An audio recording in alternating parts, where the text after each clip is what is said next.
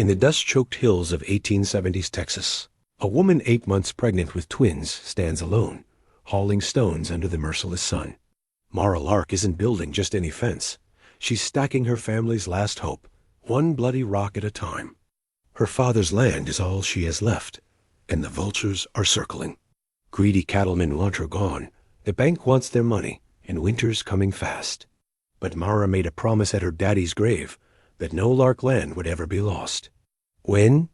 Boone Delaney, the richest cattle baron in 3 counties, rides up that dusty trail and sees her belly swollen, hands bleeding. Yet moving stones with the determination of 10 men, something stirs in his weathered heart. This isn't charity. This is something far more dangerous. What happens when a woman who's never needed saving meets a man who's never known how to love? Before we jump back in, tell us where you're tuning in from, and if this story touches you, make sure you're subscribed, because tomorrow I've saved something extra special for you. The morning light caught the carved letters on the cornerstone, like a prayer etched in granite. Lark 1851. 24 years her father had spent building this place from nothing but stubborn hope and calloused hands. Now Mara Lark pressed, her palm against those weathered letters, feeling the weight of every sunrise that had touched this stone before her. The homestead stretched across a shallow valley where the Brazos River bent like a lazy horseshoe, its banks lined with cottonwoods that her mother had planted the year Mara was born. Those trees stood 30 feet tall now, their leaves rustling secrets that only the wind and the dead could understand. The cabin her father built still stood solid thick oak logs, chinked with prairie clay, a stone chimney that drew clean even in the worst weather. But it was the fence that mattered now, this boundary line that separated Lark land from the endless appetite of those who would take it. Mara's hands found the worn leather gloves hanging from her belt, the ones that had, shaped to her father's grip through decades of honest work. Too large for her slender fingers, they nonetheless fit her purpose. Each morning she pulled them on like armor, preparing for another day's battle against time, nature, and the men who circled her misfortune like buzzards. The stones themselves told stories. River rock smoothed by countless floods, limestone chunks that split clean with the right touch of hammer and wedge, sandstone that crumbled if you weren't careful, but held firm when placed with wisdom. Her father had taught her to read the grain of each piece, to see how one stone wanted to rest against another. Buildings like living, Mara girl, he'd said, his voice still echoing in her memory. Every piece matters, but it's how they fit together that makes something strong. She was 8 months along now, carrying the twins that kicked and rolled inside her like colts eager for pasture. Dr. Morrison had warned her about the weight she was lifting, the strain on her back and heart. But Dr. Morrison didn't understand the arithmetic of survival. Every stone she placed was one less that others could remove. Every section completed was ground held against those who would steal it from under her. The banker, Hiram Goss, had been clear about the timeline. Her father's debts would be called in 30 days from his burial. The consumption had taken Robert Lark quick and hard, leaving him no time to arrange his affairs or explain the papers Mara found scattered across his desk like fallen leaves. Notes and liens, interest compounded monthly, signatures that looked like her father's hand, but somehow felt wrong in ways she couldn't name. Rosa Martinez knew about wrong things. The old woman lived 2 miles upstream, where her late husband had carved out a small ranch that her sons now worked. Rosa had been the one to lay out Robert Lark for burial, to wash his fever-wasted body and dress him in his Sunday clothes. She'd been the one to hold Mara when the sobs came, understanding that grief was just love with nowhere to go. That Goss, he circles the weak ones, Rosa had said, her weathered hands gentle on Mara's shoulders, like a coyote watching a limping calf. Your papa, he was proud, but he wasn't foolish. Something about those papers don't sit right with me. But suspicion didn't pay debts, and Mara's pride wouldn't let her run. She'd been born on this land, taken her first steps on the porch her father built, learned to ride on the horses he'd broken. Her mother's grave lay beneath the cottonwoods, marked with a simple stone that read, Sarah Beth Lark, beloved wife and mother, 1838 to 1863. Mara had been 15 then, old enough to keep house and young enough to believe that loss was something. You could wall out if you built your defenses high enough. Now, at 26, she understood that loss was more like water. It found its way into every crack, every weakness, every moment when you thought you were safe. But understanding didn't mean surrendering. The fence would be finished, stone by stone, section by section, until the entire boundary was marked and claimed and defended. She worked in the cool of early morning and the fading light of evening, resting during the heat of midday when the sun could kill a person fool enough to challenge it directly. The babies moved constantly now, their feet finding her ribs like tiny hands knocking on a door. Sometimes she talked to them as she worked, telling them about the land they would inherit, the legacy their grandfather had built. "This is your place," she would murmur, hands moving automatically to place each stone.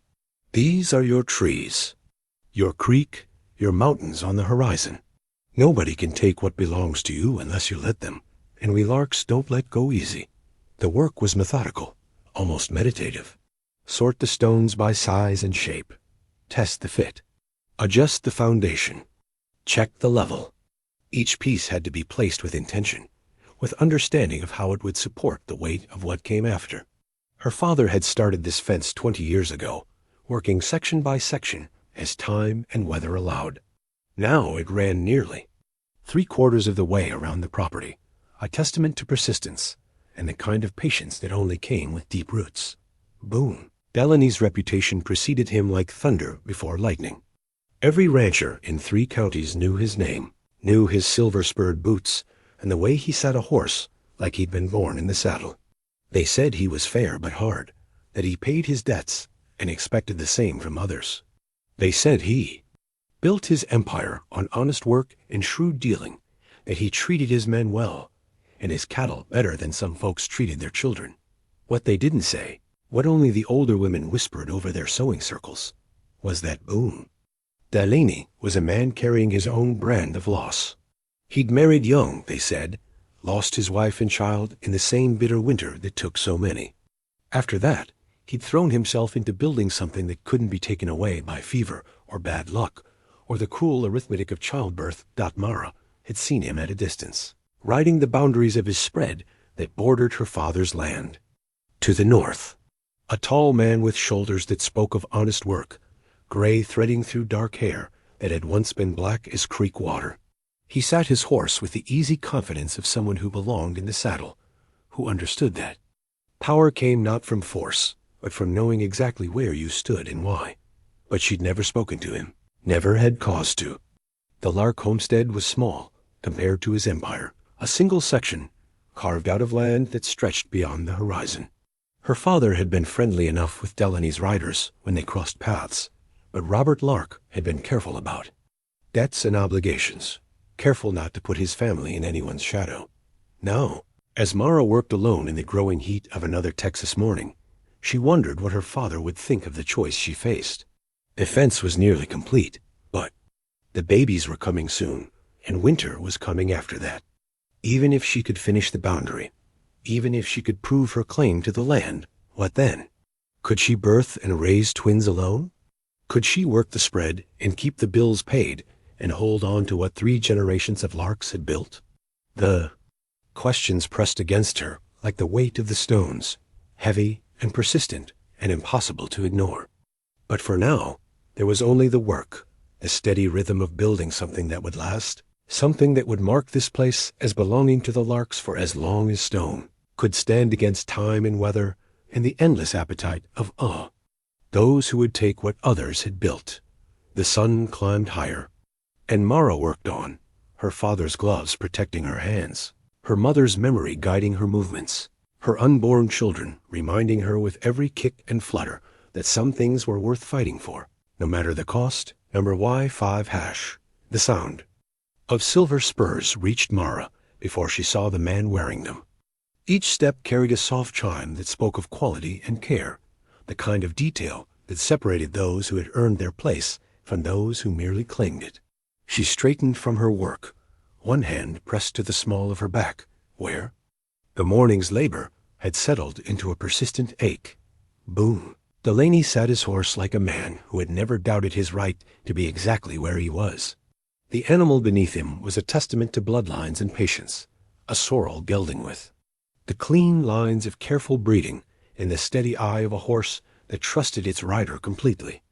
Everything about the man spoke of substance, from the well-oiled leather of his saddle to the silver concos that caught the morning light, from the pearl-handled colt at his hip to the hat that had been shaped by weather and time into something, both practical and dignified. But it was his face that held her attention, weathered by sun and wind, marked by lines that came from squinting into horizons and making decisions that carried weight. His eyes were the color of creek water in winter clear and deep, and holding secrets that only came with experience. When he looked at her, really looked, she felt something shift in the air between them, like the moment before thunder. "Ma'am," he said, touching the brim of his hat with a gesture that managed to be both respectful and somehow questioning. His voice carried the roughness of a man who spent more time talking to horses than people, but underneath was a quality that suggested he chose his words with care. "Mr. Delaney." She didn't straighten fully, didn't step back from the stone she'd been positioning. There was something in his presence that made her want to prove she wasn't easily moved, that she belonged exactly where she stood. "Heard about your father. My condolences." The words were simple, but they carried weight. Not the empty sympathy of those who offered help they didn't mean, but the acknowledgement of one person who understood loss speaking to another. She nodded, not trusting her voice to remain steady. If she tried to respond, he dismounted with the fluid motion of someone who had been climbing on and off horses since before he could walk properly. Up close, he was taller than she'd expected, broad through the shoulders in a way that spoke of honest work rather than mere size. His boots were custom-made. She could see that now, leather worked to a soft shine and fitted with spurs that weren't for show. Everything about him suggested substance, permanence, the kind of success that came from building something real rather than taking what belonged to others. "This is good work," he said, running his hand along the stone fence with the touch of someone who understood craftsmanship. "Your father teach you to build like this?" "He did." The words came out sharper than she'd intended, carrying an edge of defensiveness that she couldn't quite suppress. "Taught me that anything worth doing was worth doing right the first time." A smile flickered across his face, there and gone so quickly she might have imagined it. "Sounds like Robert Lark. He was a good man, had a reputation for fair dealing and honest work. Had," the word tasted bitter. "Now all anyone talks about is his debts and what's to become of his land." Boone's expression grew serious, the lines around his eyes deepening. "Goss has been making noise about calling in notes. That what's driving this?" He gestured toward the fence, toward her obvious condition, toward the entire situation that had her working like a field hand while carrying twins. "What's driving this is keeping what belongs to me." The words came out with more heat than she'd intended, but she didn't soften them. "This land has been Lark land for 24 years. My father built every fence post, dug every well, planted every tree that wasn't here when he claimed this section. Now some banker wants to call it his because of papers that don't make sense and debts that seem to grow every time I look at them." "Papers can be wrong," Boone said quietly. "Men like Goss, they sometimes get creative with their accounting, especially when they're dealing with folks who can't fight back." The observation hung in the air between them like smoke from a distant fire. Mara felt something cold settle in her stomach, a suspicion that had been growing since she'd first tried to make sense of her father's financial affairs. "You saying he's dishonest?" "I'm saying I've seen what happens when desperate men get their hands on legal documents and figure. They can rewrite the rules to suit themselves. Your father was careful with money. Everyone knew that. Hard to believe he'd get himself into the kind of trouble Goss is claiming." Mara set down the stone she'd been holding, her hands suddenly unsteady. The implications of what he was suggesting were enormous, frightening in their scope. If Goss was manipulating documents, if the debts weren't legitimate, then her father had died, not knowing that his life's work was being stolen from under him. "Even if that's true," she said, her voice barely above a whisper, "how do I prove it? I'm one woman with no legal training and no money for lawyers. Goss has the law on his side, or at least the appearance of it. You might not be as alone as you think. Boone's voice was careful, measured. There are others who've had dealings with Goss, others who've wondered about his methods. Sometimes it takes one person willing to stand up and fight to get others, to find their courage. She looked at him then, really looked, trying to read the intention behind his words. There was something in his expression that went beyond neighborly concern, something that made her pulse quicken in a way that had nothing to do with the physical strain of her work. Why? The question came out before she could stop it. Why would you care what happens to me or my land? You've got more acres than you can count, more cattle than most men see in a lifetime. What's one small homestead to someone like you? The question seemed to strike him harder than she'd expected. He looked away, toward the horizon where his own land stretched beyond sight, and for a moment his carefully controlled expression cracked just enough to let her see something deeper. Pain, perhaps, or recognition of something familiar. Because I know what it's like to lose everything that matters, he said finally. And I know what it's like to wish someone had been there to help when the world seemed determined to take it all away. The honesty in his voice was like a physical blow. She'd expected deflection, maybe some speech about Christian duty or neighborly obligation. Instead, he'd given her something real, something that cost him to share. I don't need charity, she said, but the words lacked the heat they'd carried earlier. Good, I'm not offering charity. He turned back to face her, and she saw that whatever vulnerability he'd shown was carefully controlled now, replaced by something that looked like determination. I'm talking about partnership, an arrangement that benefits both parties. What kind of arrangement? Marriage? The word hit her like a stone to the chest. She actually stepped backward, one hand instinctively moving to her swollen belly, as if to protect the children from the very idea. Marriage? The word came out as barely more than a breath. A business arrangement, he said quickly, his hands raised in a gesture that might have been meant to be calming. Nothing more than that, at least not unless you wanted it to be. Your land would be protected, your children would have a name and a future, and you'd have the resources to fight Goss if it comes to that. And what would you get out of this business arrangement? The question came out sharper than glass, cutting through the morning air like a blade. A wife, a family, things I thought I'd never have again. The simple honesty of it stopped her cold. She'd expected him to mention land, position, some advantage that marriage to her would bring to his empire. Instead, he'd given her the truth, raw and unadorned, and somehow more frightening than any scheme she might have imagined. I don't even know you, she whispered. No, he agreed, but you know my reputation. You know I treat my people fair, that I pay my debts and keep my word.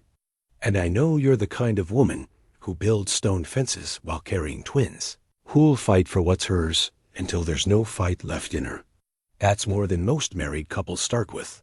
A kick from one of the babies made her gasp, a sharp reminder of the reality pressing against her ribs. Time was running out in more ways than one. The children would come soon, and then what? How could she fight Goss while recovering from childbirth? How could she work the land and care for 2 infants and keep the creditors at bay? I need time to think, she said. Time's something neither of us has much of, Boone replied, but I understand. This isn't a decision to make lightly. He moved toward his horse, then paused. For what it's worth, I'm not asking you to give up who you are. The woman who builds this fence, who fights for her father's legacy, that's who I'd be honored to call my wife. He mounted with the same fluid grace he'd shown in dismounting, settling into the saddle like it was home. The silver spurs caught the light as he adjusted his seat, and for a moment she found herself staring at those small details that spoke of a life lived with purpose and attention to quality. I'll be back tomorrow, he said, to help with the fence, if you'll allow it. No strings attached, no expectations. Just one neighbor helping another. He touched his hat brim again and rode away, leaving her standing beside her unfinished fence with the morning sun climbing higher and the weight of an impossible decision settling on her shoulders like a stone she'd have to carry for the rest. of her life. The wooden cross lay heavy in Mara's palm, its surface worn smooth by her father's fingers during the long nights of his final illness. She'd found it wrapped in his spare shirt, tucked away in the bottom drawer of his bureau, like a secret he'd been saving for the right moment. The wood was dark with age and handling, carved with simple tools, but shaped with care. On the back, in her father's careful script, were the words, "Faith moves mountains. Love builds them." She sat on the cabin's front steps, watching the morning mist rise from the creek while the babies moved restlessly inside her. The night had been difficult, filled with sharp pains that came and went like warnings of what was to come. Dr. Morrison had said it could be any time now. That carrying twins often meant early delivery. The thought filled her with equal parts anticipation and terror. Rosa Martinez had arrived at first light, as she had every morning since word of Boone's proposal had spread through the small community like wildfire. The older woman moved through the cabin with the easy familiarity of someone who had been midwife to half the children in the valley, checking supplies, preparing for what was coming, whether Mara was ready or not. "That man's been riding the fence." "Line since dawn," Rosa said, emerging from the cabin with a cup of coffee that steamed in the cool air. "Back and forth like a restless spirit, never coming close enough to bother you, but never going far enough away to be called gone." Mara didn't need to ask which man. Boone Delaney had been as good as his word, returning each morning to work on the fence. He brought his own tools, his own stones gathered from his land, his own quiet presence that somehow made the work go faster without making her feel diminished. They worked mostly in silence, the rhythm of building creating its own conversation. "What did your mama tell you about marriage?" Rosa asked, settling beside Mara on the steps with the careful movements of someone whose joints had earned there. Complaints through decades of honest labor. That it was work mostly. Good days and hard days, but more good if you picked the right man. Mara turned the cross over in her hands, feeling the weight of memory and decision. She said Papa was stubborn as a mule, but gentle as rain when it mattered. Your mama was wise. Marriage isn't about pretty words or fancy feelings, though those are nice when they come. It's about partnership, about building something together that's stronger than what either person could manage alone. A sharp pain lanced through Mara's back, making her catch her breath. The babies had been active all morning, shifting and pressing, as if they were running out of room and patience. She pressed her hand to her side, feeling the firm outline of a tiny foot or elbow. "They're coming soon," Rosa observed. "Your body's preparing, whether your mind's ready or not.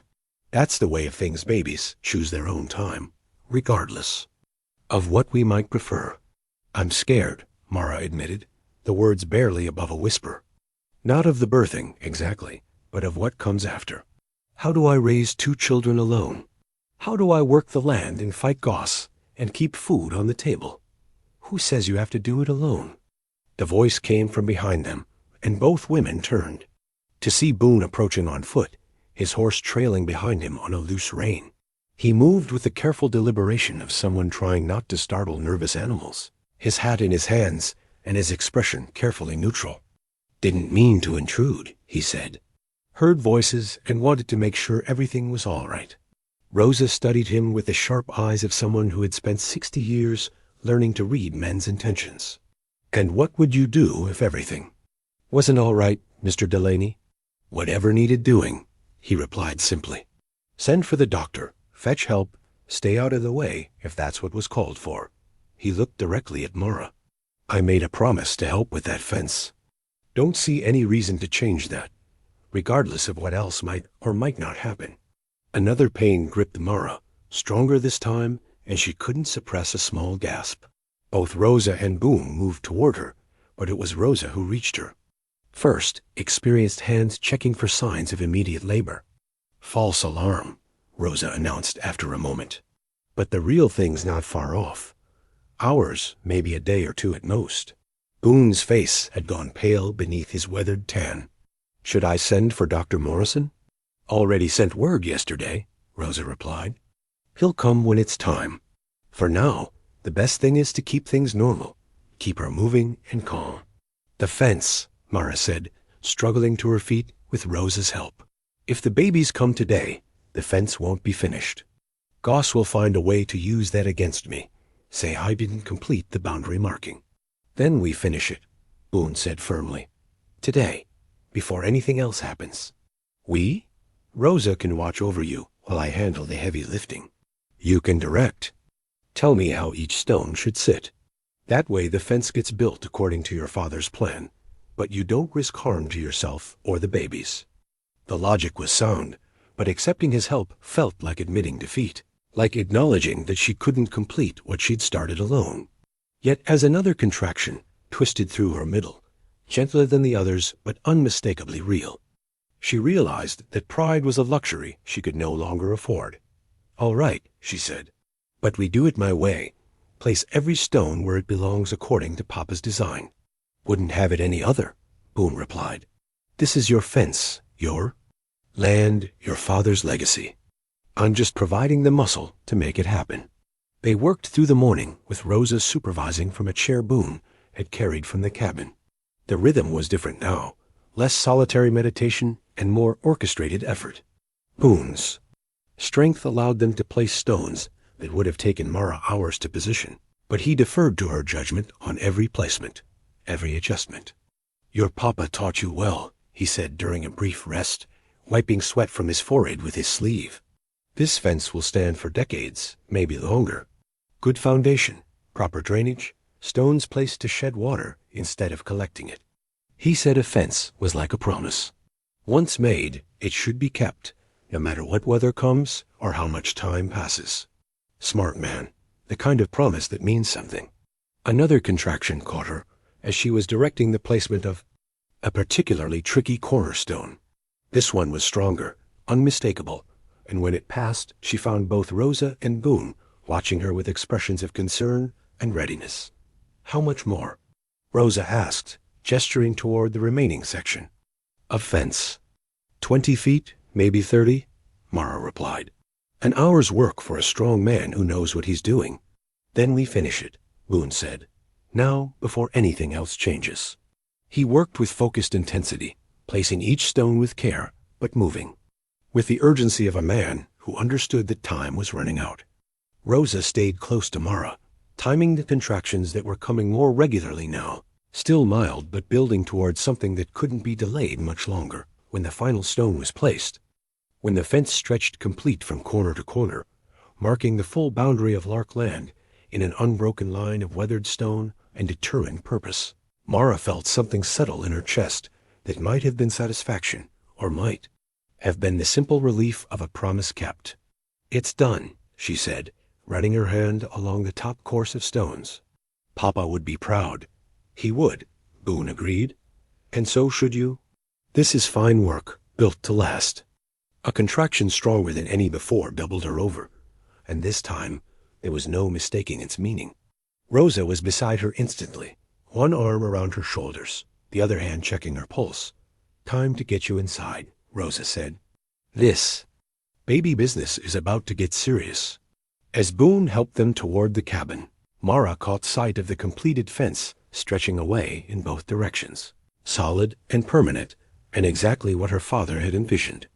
Whatever happened next, that much was secured. The boundary was marked, the promise kept, the legacy preserved in stone and mortar, and the kind of stubborn determination that had built the west one fence post at a time. Asterisk the land deed lay spread across the kitchen table like a map of everything Mara had left to lose. Water stains had left brown circles on the paper where her father's coffee cup had rested during long evenings of worry, and the edges were soft with handling. But the words were still clear, written in the careful script of the territorial land. Office, Robert James Lark. Homestead Claim, Section 12, Township 14, Range 8. Filed and recorded this 15th day of April, in the year of our Lord 1851. Mara traced the official seal with her fingertip, feeling the raised impression that made the document legal and binding. 24 years her family had worked this land, improved it, made it productive. The deed was proof of legitimate ownership, signed and witnessed, and filed according to territorial law. Yet somehow Hiram Goss had convinced half the town that The Lark homestead belonged to his bank.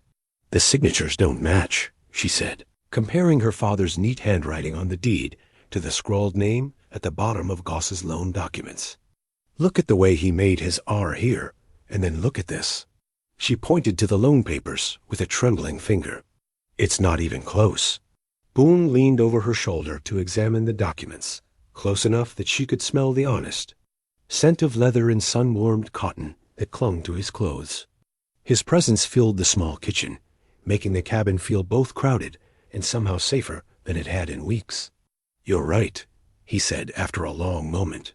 "That's not the same hand that wrote your name in the family Bible. I watched your father. Signed receipts at the feed store enough times to know his penmanship." The realization should have brought relief, but instead it filled her with a cold rage that made her hands shake. If the documents were forged, if her father had never actually borrowed the money Goss claimed, then Robert Lark had died believing himself a failure when he was actually the victim of theft. "Can we prove it?" she asked. "Would a judge believe us over a banker with legal papers, even if those papers are lies?" "Depends on the judge," Boone replied carefully, "and on what other evidence we can gather. Goss has been operating in this territory for 5 years now. If he's forging documents, you're probably not his first victim." A contraction seized her then, stronger than the ones from the morning, and she gripped the edge of the table until her knuckles went white. The babies had been restless all day, shifting and pressing as if they too sensed the urgency of the situation. "How long between pains now?" Rosa asked from her position by the stove, where she was preparing supplies that spoke of births and beginnings and the messy business of bringing life into an uncertain world. "Maybe 10 minutes, Mara gasped as the contraction passed. "They're getting stronger." "They are. We'll need to send for Dr. Morrison soon, but there's still time to settle some business first." Rosa turned from her preparations to face Boone. Directly, "You made this young woman a proposal. She's got a right to know exactly what you're offering before she makes any decisions." Boone straightened, his hands clasping and unclasping as if he were preparing for something more difficult than building fence or facing down hostile cattle. "I'm offering marriage," he said. "Legal and binding, with all the protections that brings.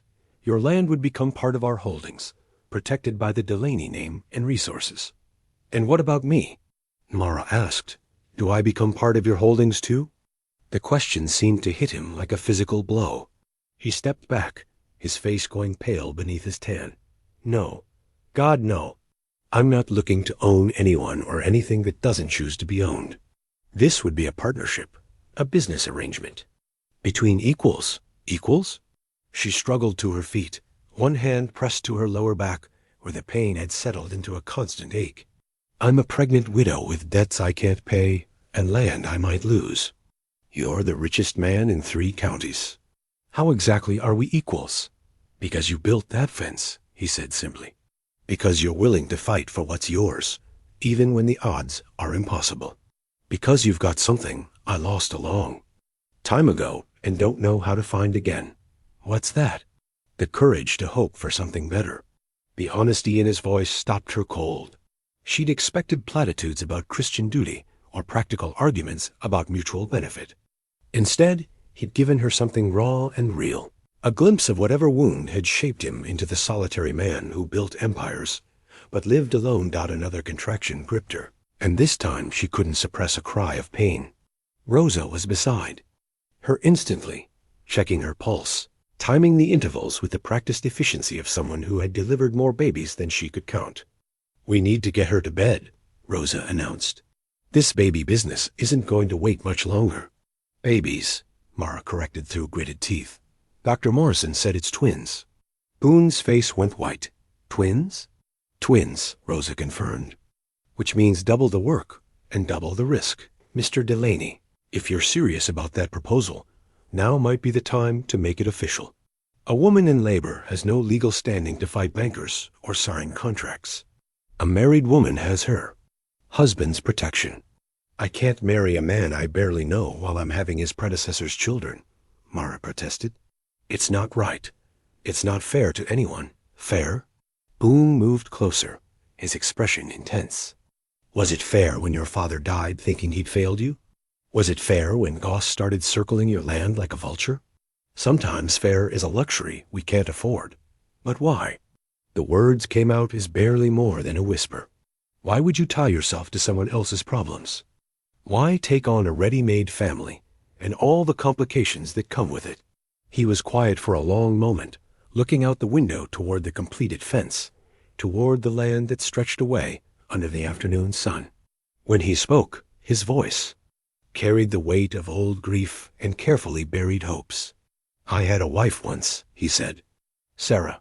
Lost her and our son in childbirth during the worst winter anyone could remember. Swore I'd never put myself through that kind of loss again, never open myself up to caring that much about something I might lose. Then why? Because I've been half dead for 8 years, he interrupted. Going through the motions of living, but not really alive. Then I saw you building that fence, fighting for something that mattered, and I remembered what it felt like to want something more than just getting through another day. A contraction hit her then, the strongest yet, and she doubled over with the force of it. When it passed, she found herself gripping Boone's arm for support, her fingers digging into the solid muscle of his forearm. If we do this, she gasped, it has to be real. Not just a business arrangement or a convenience. These children need a father who'll love them, not just provide for them. I can do that, he said, his voice rough with emotion. I want to do that, and I need to know that you're not just rescuing me, that this isn't charity dressed up as marriage. Look at me, he said, his hands gentle on her shoulders. You think any of this is charity? You think I'm the kind of man who'd tie himself to someone out of pity? I'm asking you to marry me because I can't imagine a better woman to build a life with. Because I respect your strength and admire your courage and want to be worthy of both. Another contraction seized her, and this time Rose's expression grew serious. That's enough talking for now. We need to get her settled and send someone for the doctor. Babies don't wait for convenient timing. A marriage, Mara said through the pain. If we're going to do it, it has to be now, before the children come. Otherwise Goss will find a way to use their illegitimate status against them. I'll ride for the preacher, Boone said. Reverend Collins owes me a favor. I can have him here within the hour. And I'll get everything ready, Rosa added. Birth and wedding both, all in one day. Your mama would have liked that new life. And new beginnings all at once. As Boone headed for the door, Mara called after him. Boone? He turned back, his hand already on the latch. Thank you. For the fence, for the offer, for believing I'm worth the trouble. You're not trouble, he replied. You're the best thing that's happened to me in 8 years. Don't forget that when the hard times come, because they will come. After he left, Rosa helped Mara to the bedroom, talking quietly about contractions, and timing and the practical business of bringing children into the world. But Mara's mind was on the man who had just ridden away to fetch a preacher, the man who had somehow seen past her circumstances to something worth fighting for. The deed still lay on the kitchen table, water-stained and precious, proof of her. Family's claim to this piece of earth. Soon it would have a new name beside her father's, a new signature to mark the beginning of something neither she nor Boone could predict, but both were brave enough to attempt. Asterisk, the daguerreotype was tucked so deep in Boone's vest pocket that Mara almost missed it when she was helping him out of his wedding jacket. Her fingers brushed against the hard edge of the small frame, and something in his expression, a flicker of pain quickly hidden, made her pause. What's this? She asked gently. For a moment she thought he might not answer. They had been married. For 3 weeks now, living in the careful politeness of two people, learning to share space and decisions and the 1,000 small intimacies that came with partnership. The twins Robert James and Sarah Beth, named for her parents, slept in a cradle Boone had carved during the long nights when Mara was recovering from their difficult birth. May I? She asked, her fingers still resting on the hidden photograph. Nodded, but she saw his jaw tighten as she carefully withdrew the small frame. The image was faded, but clear, a young woman with gentle eyes and dark hair, arranged in the fashion of a decade past, holding an infant whose tiny face was turned toward the camera with the serious expression that babies seem to wear for formal portraits. Sarah and little Thomas, Boone said quietly. She insisted on having it made just a week before she died. Said she wanted me to have something to remember them by, as if I could ever forget. Mara studied the photograph, seeing in the young woman's face the echo of happiness that had been Boone's before loss, carved its lines around his eyes. The baby, their son, looked strong and healthy, giving no hint of the tragedy that would claim them both within days of the portrait's creation. She was beautiful, Mara said, meaning it. And the baby, he looks like you around the eyes. He had her temperament, though. Peaceful, patient. Sarah used to say he was an old soul, too wise for his tiny body. Boone's voice carried the careful control of someone who had learned to speak of grief without being consumed by it. The winter that took them was the hardest anyone could remember. Snow piled so deep you couldn't see the fence posts. Cold so bitter it killed cattle where they stood. When her time came, there was no way to get help. Mara handed the photograph back, watching as he tucked it carefully into his pocket. She understood now why he sometimes grew quiet during the evening hours, why he would stand at the window looking out at something only he could see. He was carrying his own ghosts, his own weight of loss and regret. "Do you mind?" she asked, "that I named the babies after my parents instead of yours?" Something shifted in his expression, a softening around the edges that she had learned to recognize as the moment when his careful control relaxed just slightly. "I keep waiting for it to feel wrong," he admitted, "taking on another man's children, stepping into a life that was never meant to be mine. But when little Robert grabs my finger, or when Sarah Beth stops crying because she recognizes my voice, it doesn't feel wrong at all." "Good," Mara said simply, "because they need you, and so do I." The admission hung in the air between them, more intimate than anything they had shared in their weeks of careful cohabitation. They slept in the same bed, out of necessity. The cabin had only one bedroom, and propriety demanded that married couples share quarters. But they had maintained a careful distance, treating their arrangement with the respectful formality of a business partnership, rather than the easy intimacy of husband and wife. "Mara," Boone began, then stopped, seeming to struggle with words that wanted to mean more than he was ready to let them. "I know," she said, saving him from having to finish the thought. "We're still learning how to be married to each other. There's no rush." But even as she said it, she felt the pull of something deeper than gratitude or convenience.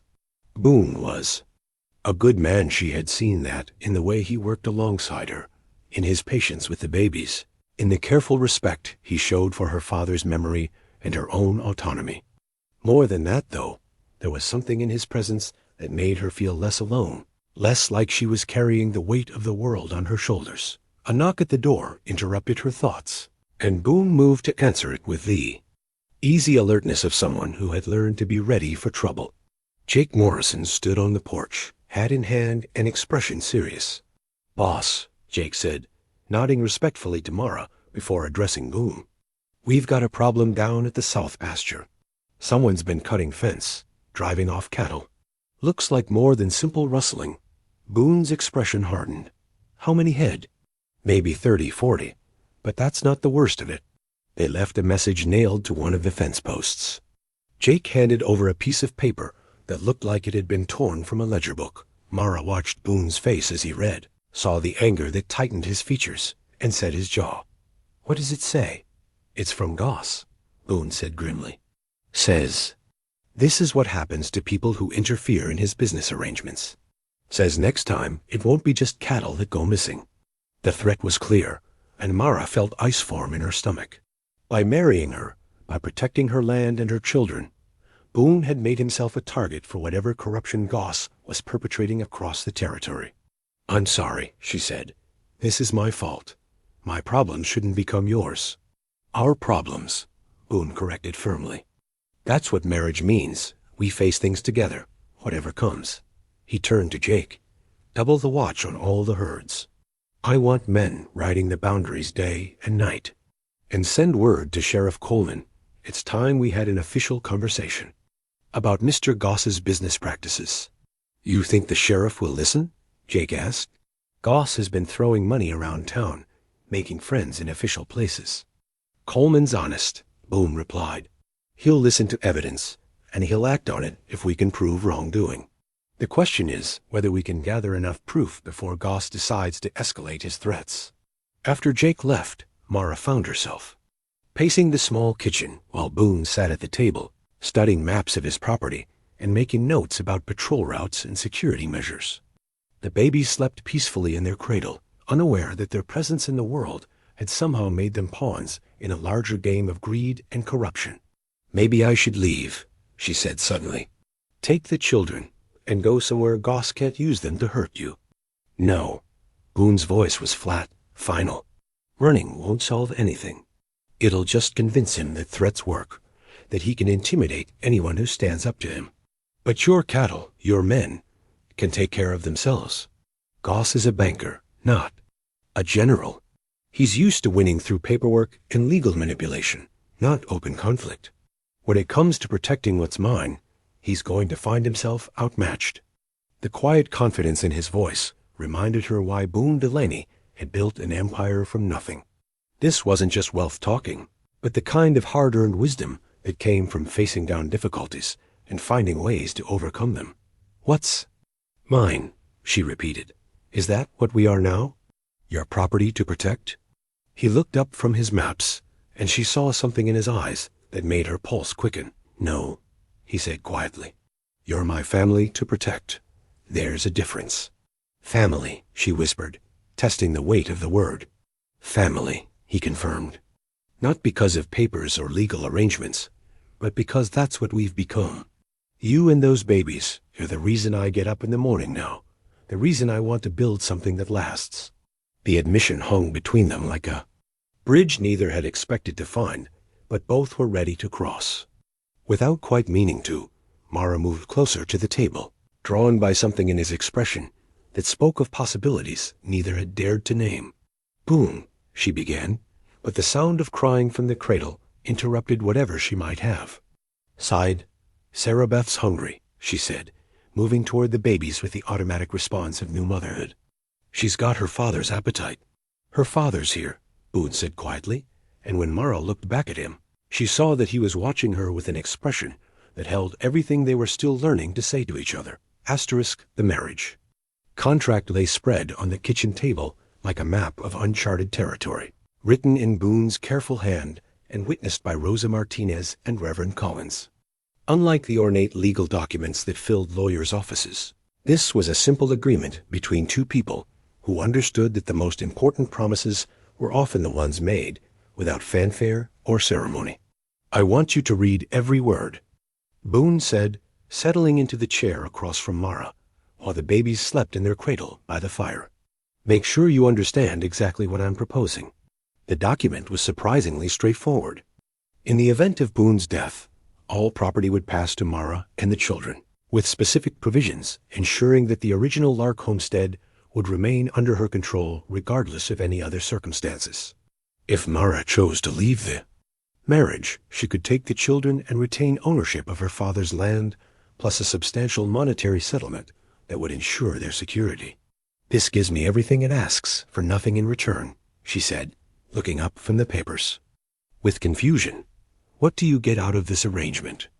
I get to wake up every morning in a house that feels like a home instead of just a place to sleep, he replied quietly. I get to watch those babies grow up, to teach them about the land and cattle and the kind of work that builds character. I get to sit across this table from a woman who challenges me to be better than I was yesterday. But legally, you're protected. No matter what happens between us, no matter what Goss or anyone else tries to do, you and the children will be secure. He leaned forward, his expression intense. That's not charity, Mara. That's investment in something I believe in. She studied his face, looking for signs of deception or hidden agenda, but found only the steady honesty that had drawn her to accept his proposal in the first place. Still, the generosity of the terms troubled her.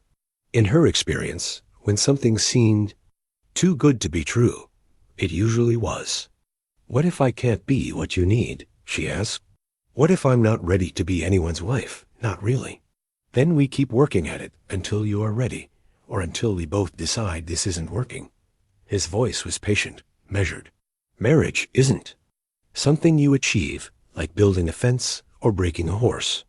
It's something you practice every day until it becomes as natural as breathing. The wisdom in his words reminded her of her father's approach to difficult project. Steady progress rather than dramatic gestures, patience instead of force. It was a philosophy that had built the homestead stone by stone, fence post by fence. Post, until something permanent emerged from the accumulated effort of countless days. Rosa thinks I'm a fool for worrying about this, Mara said, smiling slightly. She says most women would consider themselves lucky to have a man willing to put such terms in writing. Rose has been married to the same man for 40 years. She understands that the secret to a good marriage isn't luck. It's choosing someone you can trust and then proving yourself worthy of that trust every day. A soft knock at the door interrupted their conversation, and Boone rose to answer it. Jake Morrison stood on the porch again, but this time his expression carried urgency rather than simple concern. "Sheriff Coleman's here to see you both," Jake said.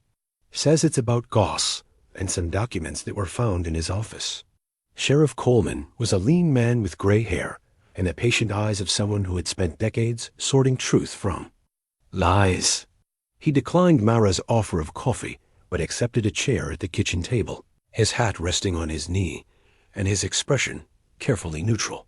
"Mrs. Delaney," he began, nodding respectfully to Mara. "I understand you've had some concerns about irregularities in your father's financial affairs. The loan documents are forged," she said directly. "I've compared the signatures, and they don't match my father's handwriting." "That's what I was afraid you'd say." Coleman reached into his coat and withdrew a sheaf of papers.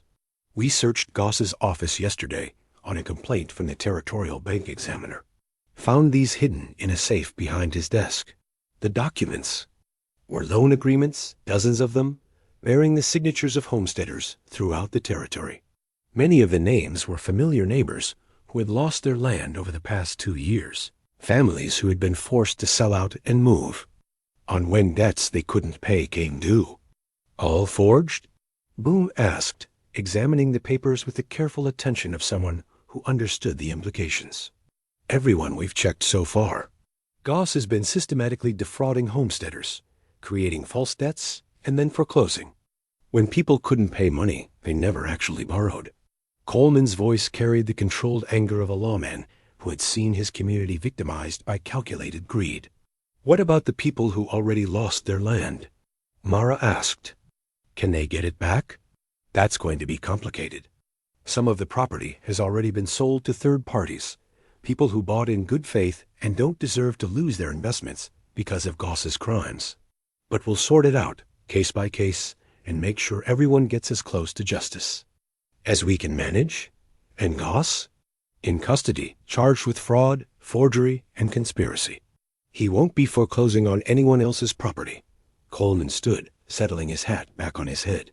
"I wanted to tell you personally, Mrs. Delaney, because your willingness to stand up to him is what started this investigation. If you just quietly accepted his version of events, he might have gotten away with it indefinitely."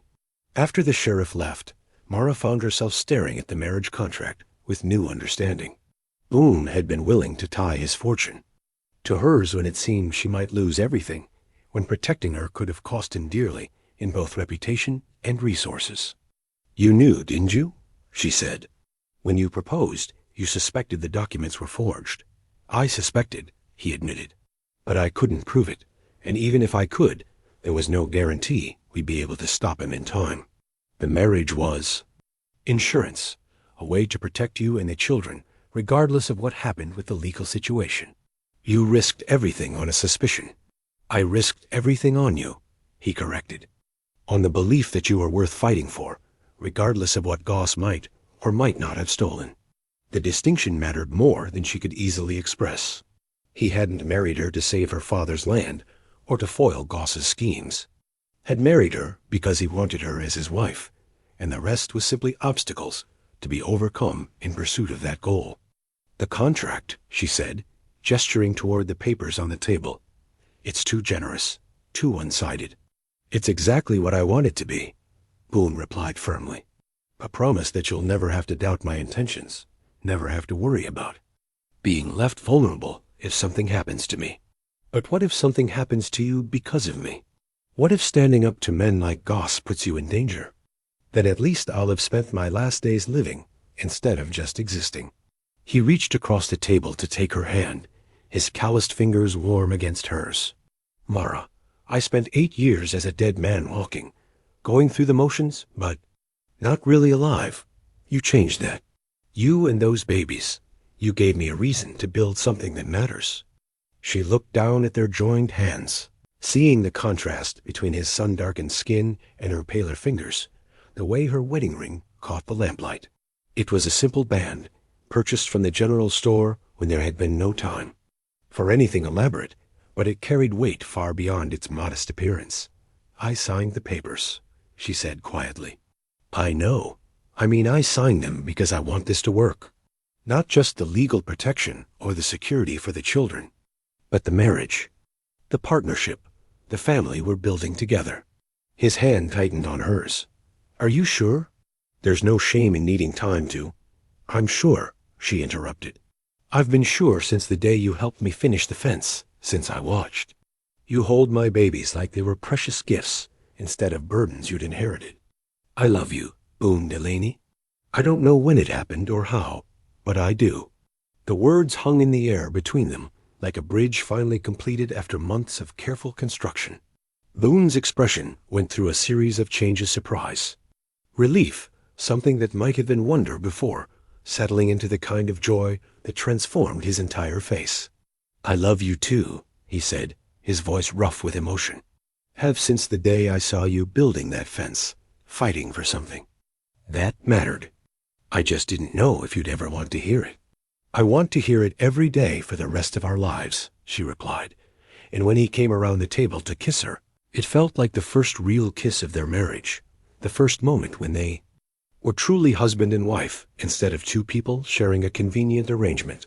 Outside, the wind picked up, rattling the windows and reminding them that winter was coming.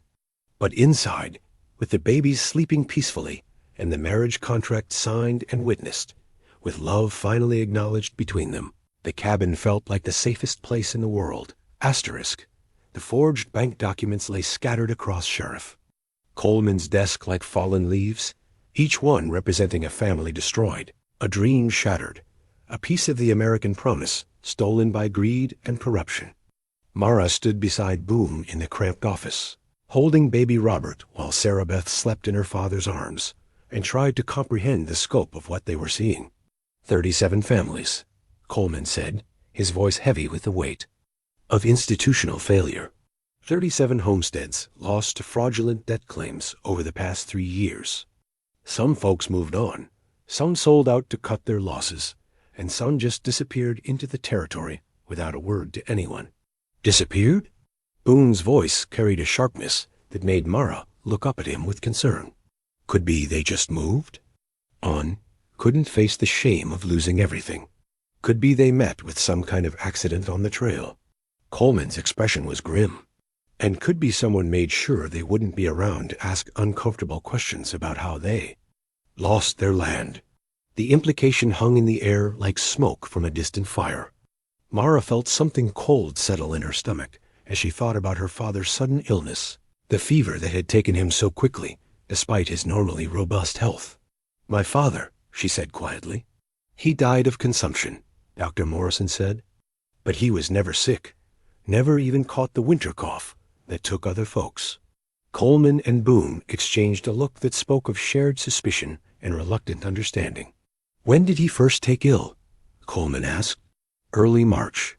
He'd been working on the fence, talking about finishing it before planting season. Then one morning, he couldn't get out of bed, said his chest felt like it was full of broken glass. The memory was still painful, still sharp enough to cut. Dr. Morrison said consumption could take people that way sometimes, especially when they'd been working too hard and not eating enough. Or when someone helped it along, Boone said grimly. There are ways to make a healthy man sick, ways to hurry along a death that would look natural to anyone who wasn't looking for signs of foul play. You're saying someone murdered my father? The words came out as barely more than a whisper. I'm saying we need to consider the possibility. Coleman replied carefully.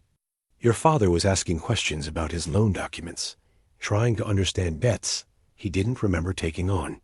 If Goss thought Robert was getting too close to the truth. He didn't finish the sentence, but he didn't need to. Mara understood. The implication, understood why a man desperate to keep his crimes hidden might decide that one inconvenient homesteader's death was a small price to pay for continued secrecy. There's more, Coleman continued, reaching for another folder on his desk. Found this in Goss's safe, separate from the other documents. Looks like a list of properties he was targeting for acquisition, along with notes about how to expedite the process. The list was written in Goss's careful script, 23 names with notations beside each one, indicating the status of their acquisition. Most were marked complete or in progress, but 3 names at the bottom were marked with a single word that made Mara's blood run cold: eliminate. The first name was Robert Lark. The second was Miguel Santos, a rancher whose family had lost their land the previous summer after he died in what was reported as a riding accident. The third name was one that made Boone's face go pale: B. Delaney. If direct acquisition fails. He was planning to kill you, Mara said, her voice barely audible over the roaring in her ears. If he couldn't get my land through the fraudulent loans, he was going to have you murdered. Looks that way, Boone. Agreed, but his attention was focused on something else in the folder. Coleman, what's this other paper? The sheriff handed over a document that looked different from the forged loan agreement's official letterhead. Multiple signatures, the kind of formal weight that spoke of territorial government involvement. Mara watched Boone's expression change. As he read, saw his jaw tighten and his eyes narrow with an anger she had never seen before. What is it? She asked. A land grant, Boone said, his voice controlled but carrying an undertone of fury. Signed by the territorial governor, giving Goss development rights to 250,000 acres along the Brazos River corridor. Development rights? Railroad. Development. There's a plan to run a spur line through this valley, connecting the cattle ranches to the main line that runs down to San Antonio. The railroad company needs a clear right-of-way, plus land for stations, stock pens, water towers. Mara felt the pieces clicking together like stones finding their proper place in a wall. So Goss wasn't just stealing land for profit. He was clearing it for the railroad. Which explains why he was so systematic about it, why he targeted specific properties along what would become the rail corridor. Coleman leaned back in his chair, his expression weary. This isn't just simple fraud, it's conspiracy involving territorial officials, railroad companies, and probably investors from back east who wouldn't care how the land was acquired as long as the profits kept rolling in. How high does this go? Boone asked. Higher than I'm comfortable thinking about. The territorial governor's signature on that grant, the speed with which Goss's foreclosures were processed through the courts, the way certain officials always seemed to be unavailable when people tried to appeal their cases. Coleman gathered the papers into a neat stack. This thing has roots that go all the way to Santa Fe, maybe all the way to Washington. Baby Robert began to fuss in Mara's arms, and she shifted him automatically while her mind tried to process the enormity of what they were facing. Her father hadn't just been the victim of a local banker's greed. He had been murdered as part of a conspiracy that involved territorial officials and Eastern investors, killed to clear the way for a railroad that would make rich men richer. What happens now? She asked. Now we decide how much justice we're willing to fight for, Coleman replied. I can arrest Goss, try him for fraud and conspiracy, maybe even make a case for murder if we can find enough evidence. But the bigger fish, the territorial officials, the railroad executives, the investors who bankrolled this whole operation, they're going to be harder to reach, so they get away with it? Maybe, probably. Men with that kind of money and political connections don't usually face consequences for their actions, especially when their victims are just homesteaders and small ranchers who don't have the resources to fight back. Mara felt a familiar anger building in her chest, the same stubborn fury that had driven her to finish the fence despite her pregnancy, despite the physical pain, despite everyone who told her it was impossible. These men had killed her father, stolen the land of dozens of families, corrupted the very institutions that were supposed to protect honest citizens. The idea that they might escape justice simply because they were wealthy and well-connected was intolerable. What if they did have resources to fight back? She asked. Both men looked at her with expressions of surprise and concern. Mara, Boone began, but she held up a hand to stop him. I'm serious. What if someone with money and political connections of their own decided to pursue this? What if someone with a reputation for fairness and integrity made it clear that this kind of corruption wouldn't be tolerated? Are you talking about me? Boone asked quietly. I'm talking about us. About using everything we have, money, influence, connections, to make sure every person involved in this conspiracy faces consequences for what they've done. That could be dangerous, Coleman warned. These aren't the kind of people who give up easily. If they killed your father to keep him quiet, they won't hesitate to come after anyone else who threatens their operation. Let them come, Mara said, her voice carrying the steel that had sustained her through pregnancy and loss and the long days of building fence. I buried my father thinking he was a failure, that he'd somehow let down everything he'd worked for. Now I know he was murdered for trying to protect what was his. If you think I'm going to let that stand without a fight, you don't know me very well. Boone shifted Sarah Beth to one arm and reached out to touch Mara's face with his free hand. Are you sure about this? Really sure? Because once we start down this path, there's no going back. We'll be fighting people with more money and power than we can imagine. I'm sure, she replied, leaning into his touch. My father built something honest and good, and they killed him for it. Your first wife and child died naturally, but you've spent 8 years blaming yourself for not being able to save them. Maybe it's time we both stopped letting other people's cruelty define our lives. Then we fight, Boone said simply. All the way to the territorial capital if we have to. All the way to Washington if that's what it takes. Outside the sheriff's office, the late afternoon sun was casting long shadows across the dusty street. Normal people were going about there. Normal business, buying supplies, talking to neighbors, living their lives in the simple expectation that the law would protect them and justice would prevail. They had no idea that their safety depended on the willingness of a few people to stand up against forces much larger and more dangerous than any of them could imagine. But Mara no longer felt like a normal person living a normal life.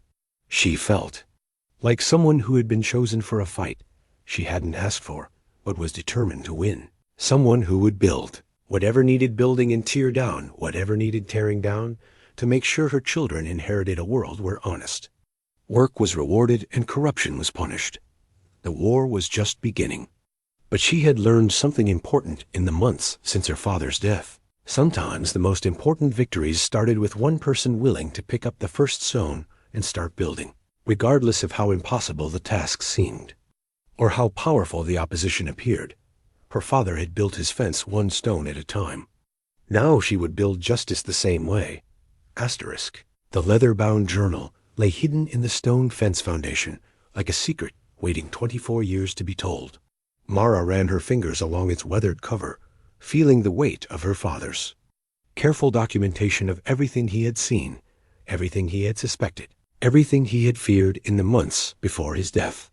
Look at this entry, she said, holding the journal so Boone could read over her shoulder while Rosa watched the babies by the fire. March 2nd. Goss came by again today, insisting I owed money I never borrowed. Showed me papers with my signature, but the handwriting looks wrong. Asked him for copies to study, but he said the originals never leave his office. Something stinks about this whole business. He knew, Boone said grimly. Your father figured out what Goss was doing weeks before. He died. And here, Mara continued, flipping through pages of increasingly worried observations. March 15th. Talked to Miguel Santos about his troubles with the bank. His story matches mine, exactly debts he doesn't remember, signatures that don't look right, pressure to sell out and move on. We're going to meet with Sheriff Coleman next week, compare our paperwork and see if we can make sense of what's happening. But Miguel Santos had never made it to that meeting. His body had been found at the bottom of Widow's Creek, his horse standing nearby with a broken bridle that suggested a riding accident.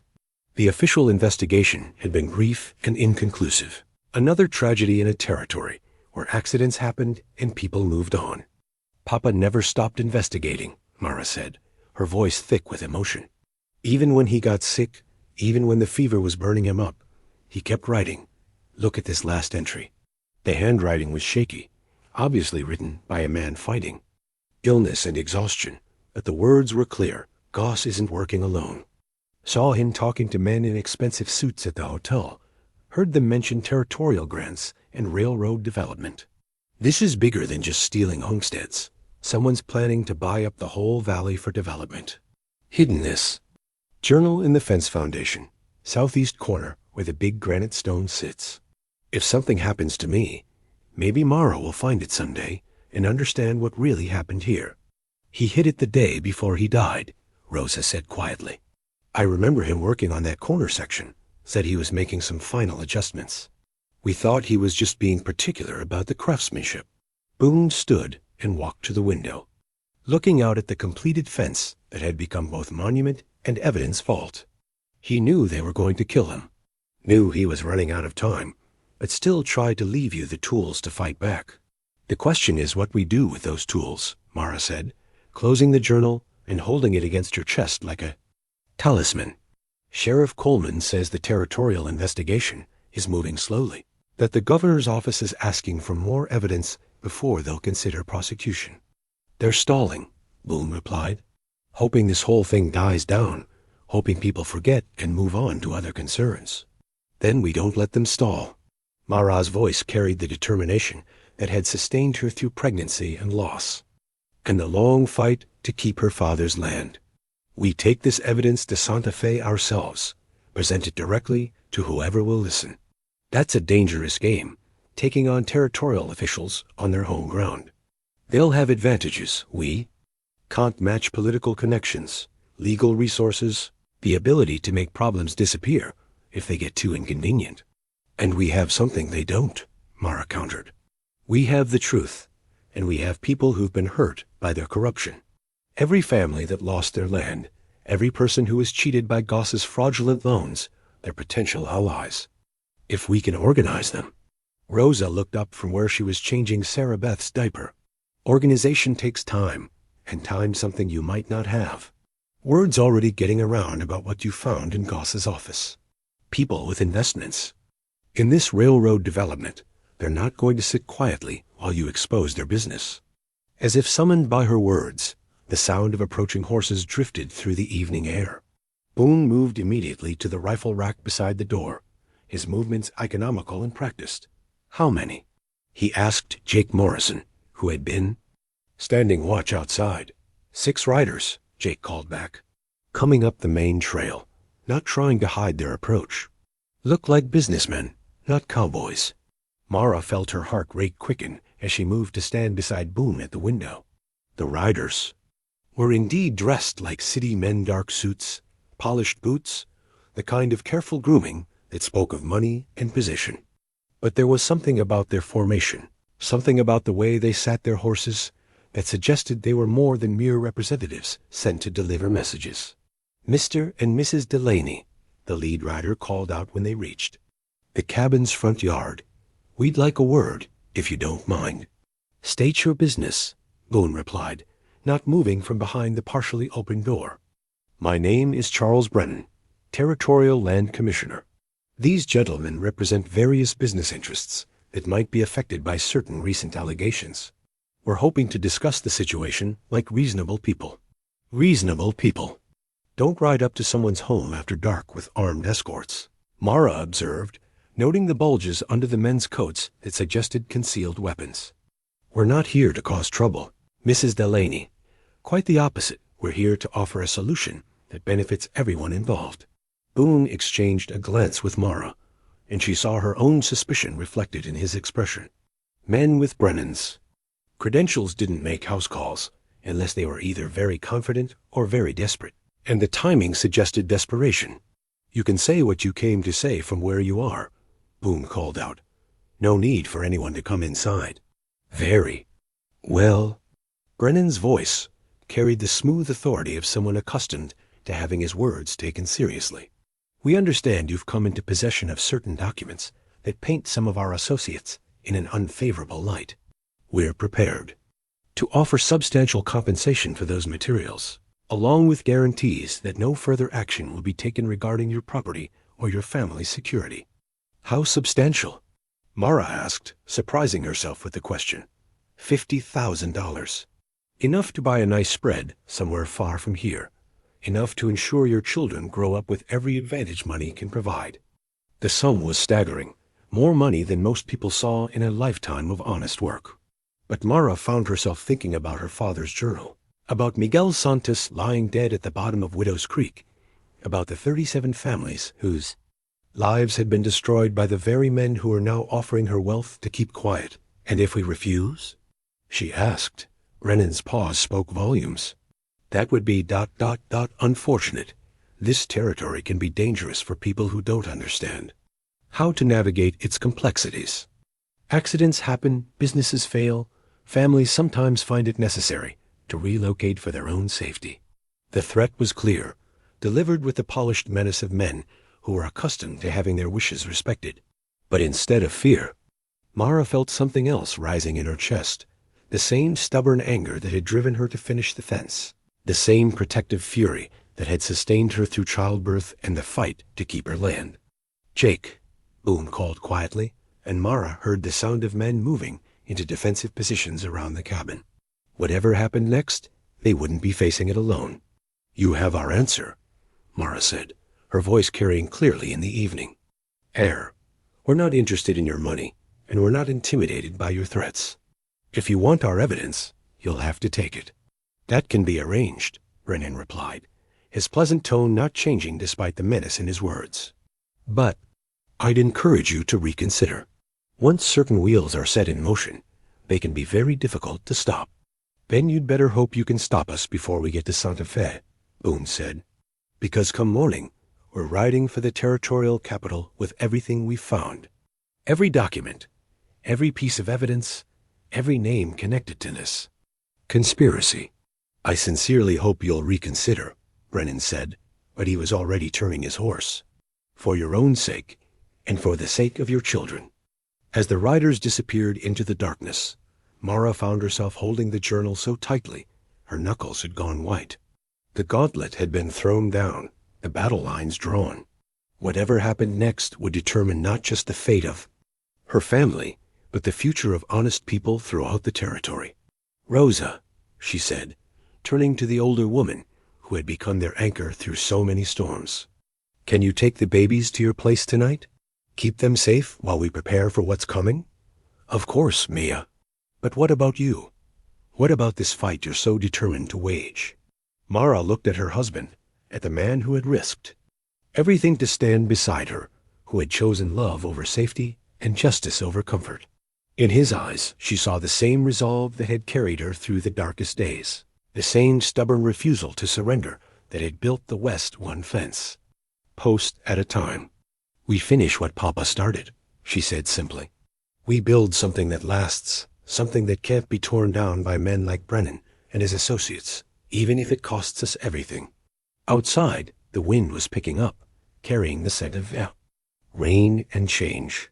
But inside the cabin, surrounded by friends and family and the evidence that would either damn their enemies or destroy them all, Mara felt more ready for battle than she had since the day she'd first picked up her father's gloves and started building the war for the soul of the territory was about to begin in earnest, and she intended to win it. The twin baby bonnets lay carefully folded in Mara's saddlebags, hand-sewn during the long evenings of her pregnancy when hope seemed as fragile as spider silk. She had stitched them by lamplight while their father dozed in his chair, tiny garments that represented faith in a future neither of them could have imagined. Now, as she prepared to ride for Santa Fe with evidence that could topple a territorial conspiracy, those bonnets had become talismans of everything she was fighting to protect. "They're too small already," she said, holding up one of the delicate caps that Robert and Sarah Beth had outgrown in their 3 months of vigorous life. "Hard to believe they were ever tiny enough to wear these." Boone checked the loads in his rifle for the 3rd time. His movements automatic, but his Attention focused on the pre-dawn preparations that would determine whether they lived to see their children grow up. They'll be bigger when we get back. Walking, maybe even talking if this takes as long as I suspect it might. When we get back, Mara repeated, testing the words for certainty she didn't entirely feel. Not if. When, he confirmed firmly. We've got truth on our side, and that counts for something even in territorial politics. Plus, we've got allies we didn't know about. Sheriff Coleman says at least 6 other counties have been asking questions about suspicious land transfers and fraudulent loan documents. The ride to Santa Fe would take 4 days under normal circumstances, longer if they had to avoid the main roads and stick to trails that offered concealment from pursuit. Brennan's visit had made it clear that powerful interests were aligned against them, but it had also revealed something important. Those interests were worried enough to show their hand, desperate enough to make threats that could be used as evidence if they lived long enough to present it. Jake Morrison and 3 other hands would ride with them as far as the territorial border, providing protection against immediate pursuit, while maintaining the appearance of a routine business trip. Rosa had taken the babies to her ranch, where her sons and their families would form a protective circle around the children until their parents returned. Asterisk, you sure about this? Jake asked as they finished loading supplies onto the pack horses. These aren't the kind of people who forget grudges or forgive interference. Even if you win in Santa Fe, they'll be looking for payback long after the courts have finished their business. Then we'd better make sure we win big enough to put them out of business permanently, Mara replied, swinging into her saddle with the easy grace of someone who had been riding since childhood. Half measures won't work against people willing to commit murder to protect their profits. The eastern sky was beginning to show the first pale hints of dawn as they rode out, following back trails that would keep them away from the main road until they were well clear of any immediate pursuit. Mara carried her father's journal in a leather satchel strapped securely to her saddle, while Boone bore the responsibility of the forged documents and official correspondence that would form the backbone of their case. They made good time through the morning, pushing hard but not recklessly, conserving both horses and riders for the long journey ahead.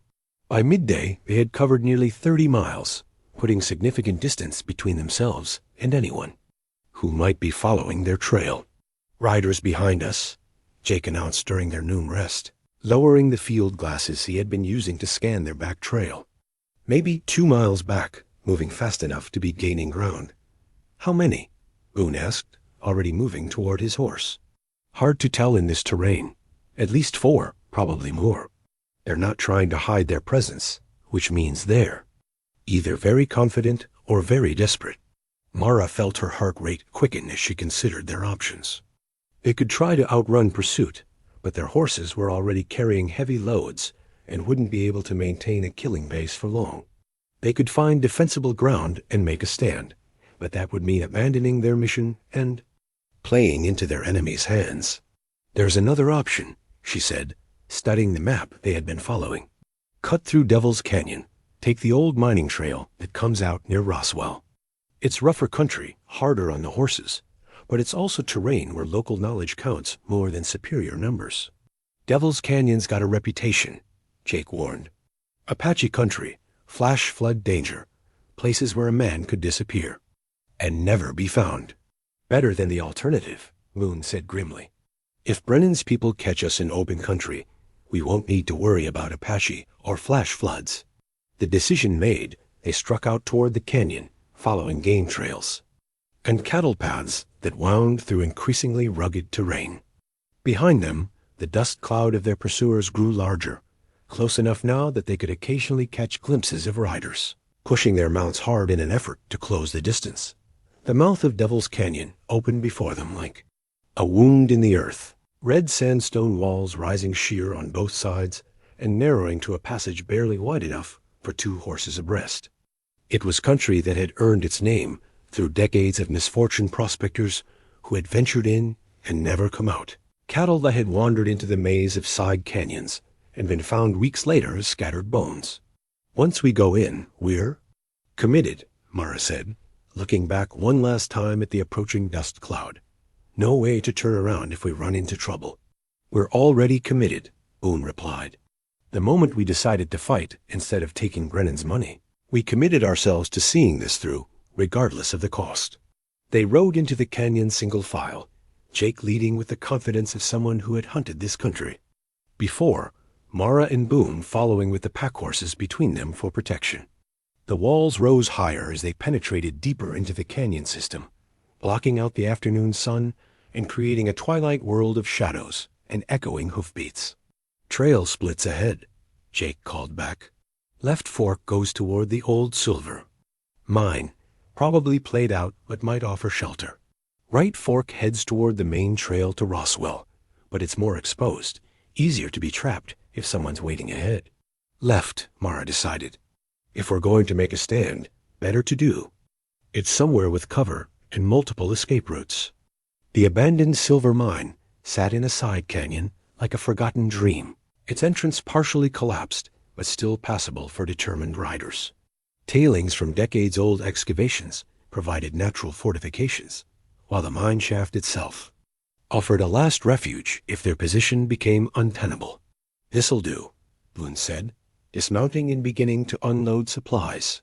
Good fields of fire, water from that spring, and enough shelter to wait out pursuit if necessary. Assuming our friends back, they're willing to follow us into Apache country, Jake observed. City men in expensive suits might think twice about venturing into terrain where they can't buy their way out of trouble.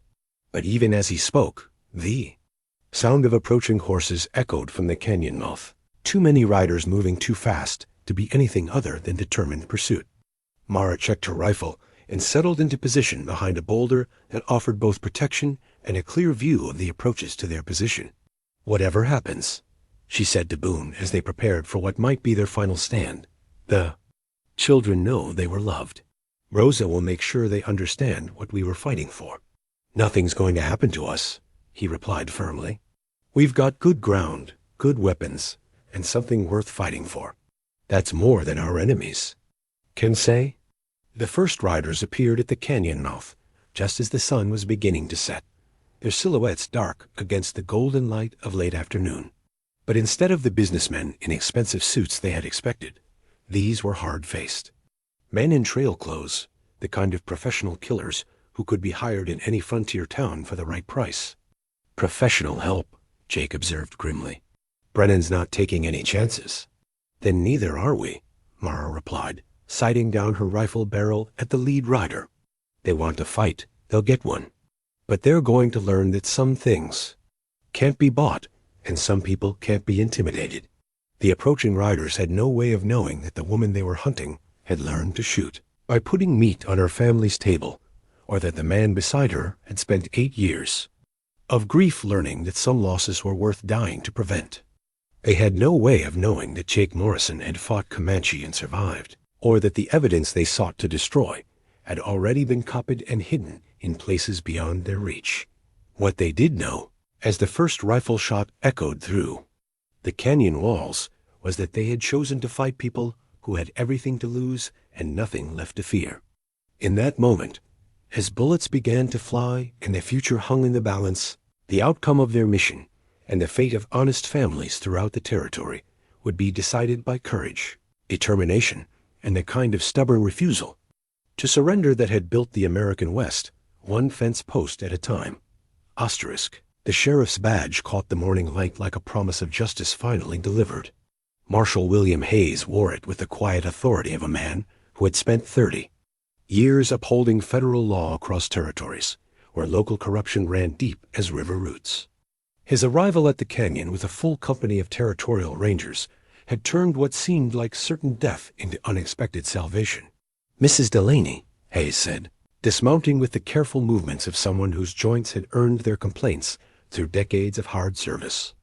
I understand you have some evidence that might interest the federal prosecutor's office. Mara emerged from behind the boulder that had sheltered her through the long night of siege, her rifle still ready, but no longer needed. The hired gunmen who had pursued them lay scattered across the canyon floor, victims of their own overconfidence and the superior positioning that Jake's knowledge of the terrain had provided. 3 were dead, 2 wounded and captured. 1 escaped into the maze of side canyons where the Apache could deal with him according to their own justice. Marshal Hayes, she replied, recognizing his name, if not his face. Sheriff Coleman said. He'd contacted federal authorities, but I didn't expect you to arrive so quickly. Been investigating irregularities in territorial land grants for 6 months, Hayes explained, accepting the leather satchel containing her father's journal and the forged documents. Your husband's wire from Roswell yesterday provided the missing pieces we needed to move against the entire conspiracy. Boone stepped forward, dust and gunpowder residue marking his clothes, but his expression calm with the satisfaction of a man who had kept his promises. How extensive is this thing? How? High does it go? High enough to reach Washington, Hayes replied grimly. Railroad companies, territorial officials, federal land commissioners. This conspiracy involves people with enough power and influence to reshape entire territories according to their financial interests. The captured gunmen sat under guard, their expensive clothes torn and dirty from the night-long battle. Professional killers reduced to common criminals. They no longer carried the aura of invincibility that had made Brennan's threats seem so dangerous. Without the protection of corrupt officials and bought judges, they were just men who had chosen the wrong side of a fight they couldn't win. What about Brennan? Mara asked. And the others who visited our cabin? Already in custody, along with Territorial Land Commissioner Morrison and Deputy Governor Bradford. We've been building cases against all of them, but your evidence provided the final proof we needed to make arrests that will stick in federal court. Ake Morrison rode up from his position guarding the canyon mouth, his weathered face showing satisfaction mixed with exhaustion. Trail's clear, boss. No sign of any more pursuit, and the wounded are stable enough to travel. Good, Boone replied. The sooner we get this evidence to Santa Fe, the sooner we can go home to our children. Actually, Marshal Hayes said, you won't need to go to Santa Fe. Federal prosecutors are already en route to establish a temporary court in your county seat. They want to try these cases where the crimes were committed. Let local people see that justice is being served. The ride back to their home county took 2 days, but it felt like a victory procession rather than a retreat. Word had spread ahead of them, carried by telegraph and rider to every town and settlement in the territory.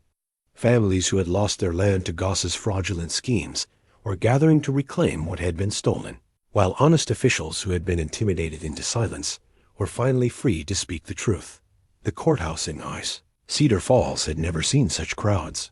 People came from hundreds of miles away to witness the trials of the men who had corrupted their territorial government, who had stolen their land and murdered their neighbors in pursuit of railroad profits that would never materialize now that the conspiracy had been exposed. Mara sat in the front row with baby Robert in her arms, while Sarah Beth slept in Boone's lap, watching as justice was finally served to the men who had killed her father. The evidence was overwhelming: forged documents, falsified land grants, testimony from dozens of victims who had finally found the courage to speak out. Charles Brennan, once so confident in his threats and promises, looked like a broken man as the verdict was read. Guilty on 37 counts of fraud, conspiracy, and accessory to murder.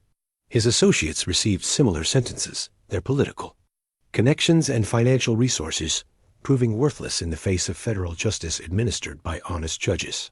The court finds, Judge Richardson announced, his voice carrying clearly through the packed courtroom, that the defendants engaged in a systematic conspiracy to defraud homesteaders of their legally acquired property through document forgery, intimidation, and in several documented cases, murder. The scope and audacity of these crimes represent a fundamental attack on the principles of honest government and equal justice under law.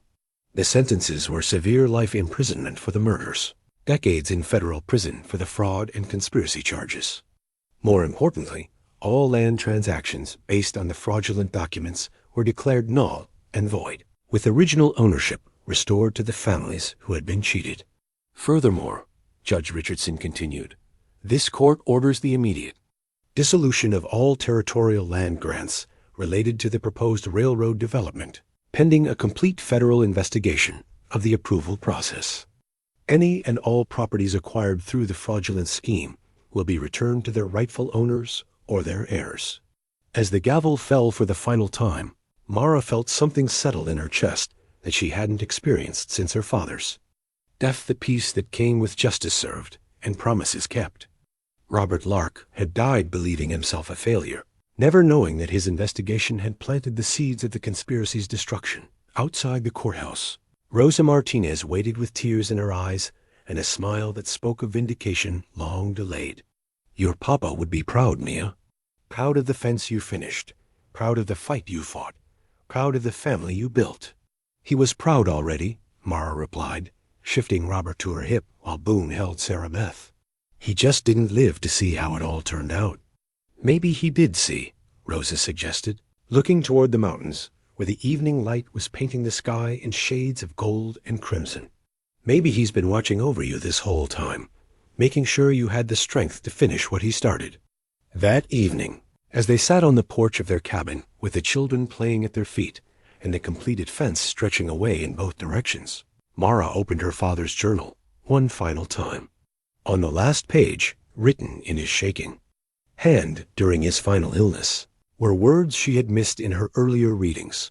If something happens to me, I hope Mara will remember that the strongest fences aren't built with stone and mortar, but with love and determination and the courage to stand up for what's right. The land will endure, the family name will continue, and someday our children's children will play in the shade of the trees Sarah planted and walk along the boundaries I marked. That's legacy enough for any man. He knew, she said, showing the passage to Boone. Somehow he knew it would all work out, that the fight would be worth it in the end. Smart man, Boone replied, pulling her closer as they watched the sun set over land that would remain in their family for generations to come. Built something that lasted, raised a daughter who wouldn't quit when things got difficult, left a legacy that goes beyond any fence or deed or court judgment.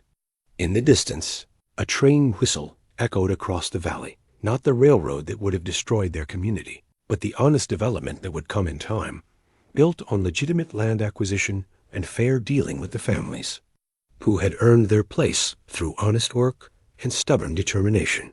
The fence still stood, solid and permanent, marking boundaries that would never again be threatened by corruption or greed.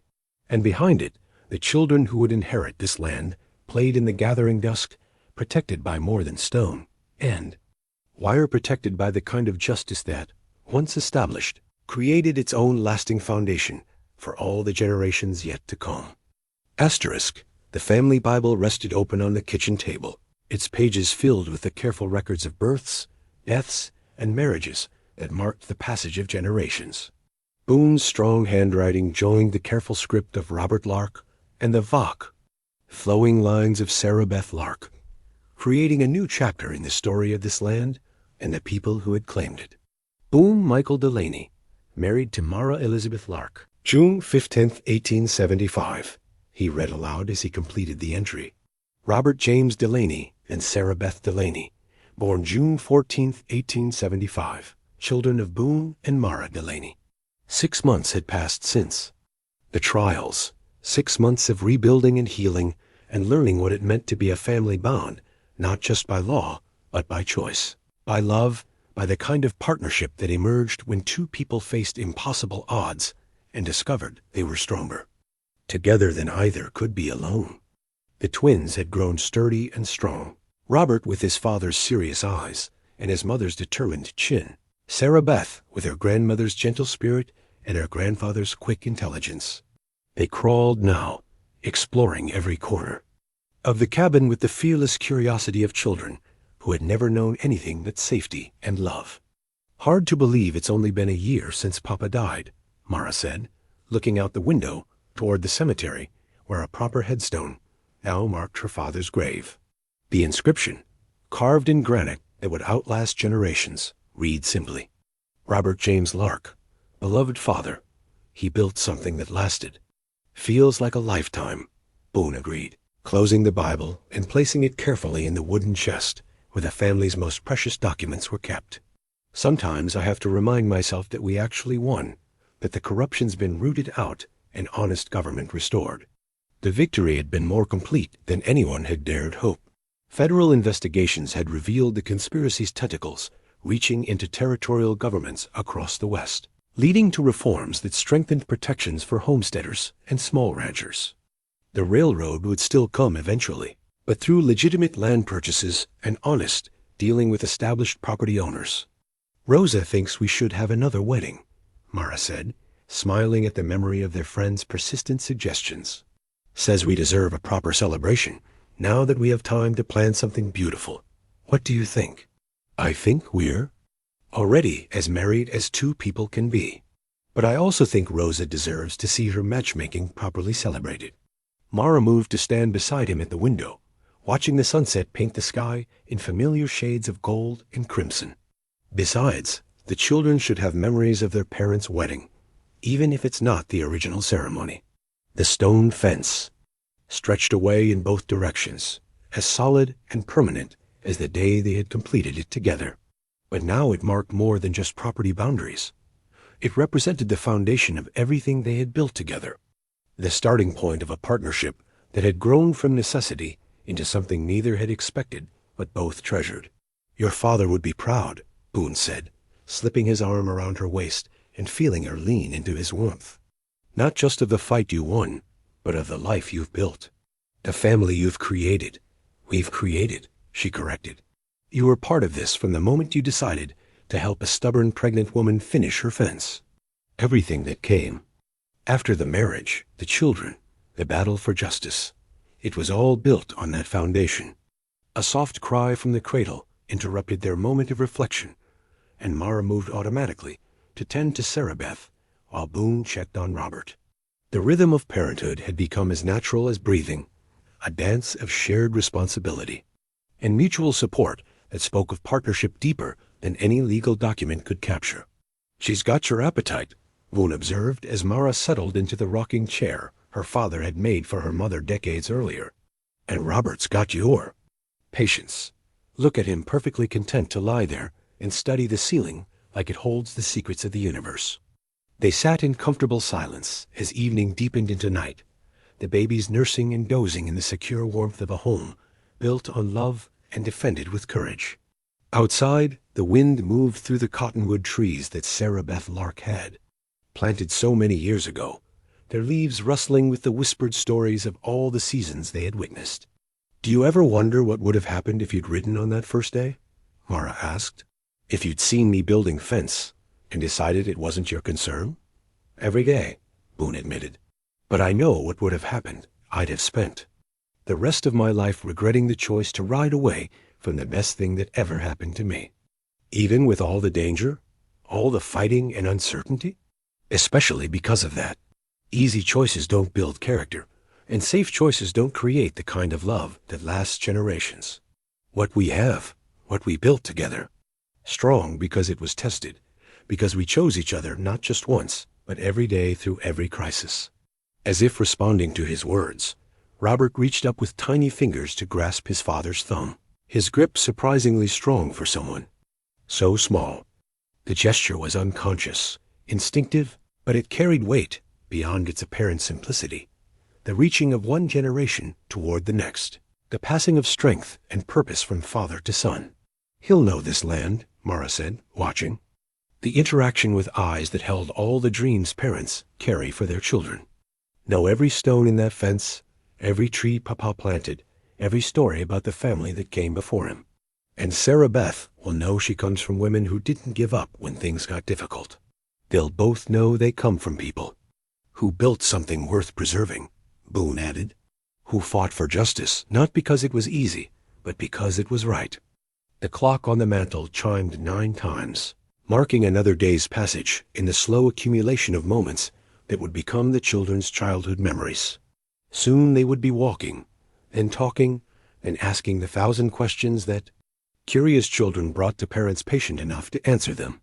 I love you, Mara said, the words carrying all the weight of everything they had survived together, everything they had built, everything they planned to protect for the generations that would follow.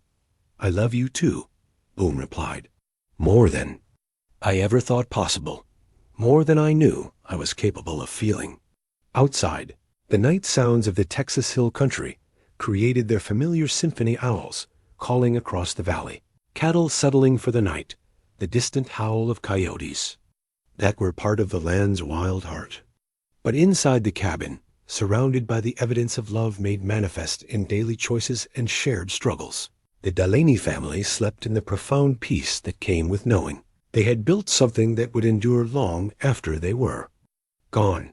The fence still stood, solid and true, marking boundaries that would protect this land for generations yet unborn.